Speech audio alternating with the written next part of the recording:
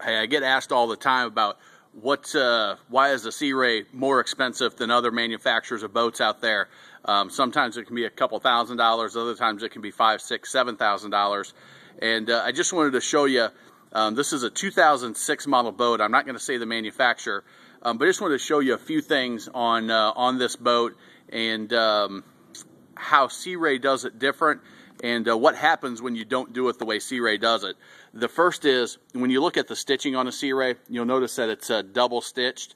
If you look, this is a 2006 boat, and you can see that those seams are already starting to come apart over on the helm seat, which is the most used seat, obviously. Again, the same type of thing. You can see the tape on that. That's one of the little things that brand new in the showroom, you're never going to see it. You're never going to realize it until it's too late and you've owned the boat for a couple of years. It starts to wear down. The fabric starts to break down. The stitching starts to get brittle. And then you have a tear that's going to be a couple $100 repair to get that fixed. And it's going to continue to happen all over the boat. And once the seam starts, it only gets worse and worse. The other that I thought was interesting on this boat is ultimately how they do their bimini top. The bimini top they use, you know, it looks stainless steel, but look at the support.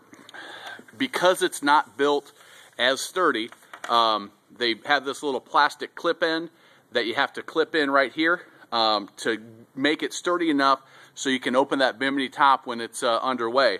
Now if you look, this is a 2006 model boat, and look at that. They've had to tie up the ends because I'm sure this was flipping in the wind and just really annoying. It's a little thing, but all those little things that save you a little bit of money up front cause you a headache. This guy actually moved up to a Sea Ray. He had owned them before, thought he would save some money, and this is what happened, and he traded it in.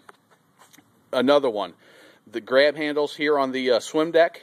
You can see that's all discolored and mildewy and kind of nasty as well. You know, that, again, the showroom floor, that looks great. You'll never realize it until it's too late. Another little thing, if you look at, you'll hear people talk about fit and finish.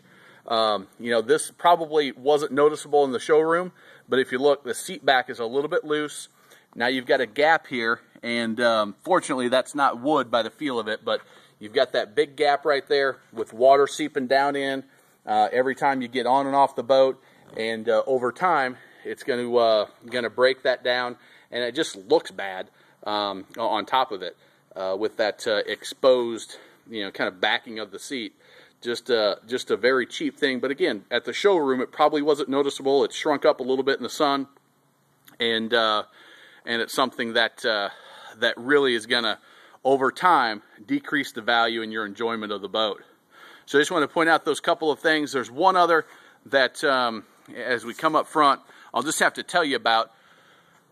This front cushion, the bow cover got left off, and the cushion weighs about 90 pounds right now because it absorbs so much water, and the material that they used to fill the cushion, to fill in the upholstery, it was not a marine grade material, I'll say, that is designed to allow moisture to flow through it and drain out the seat.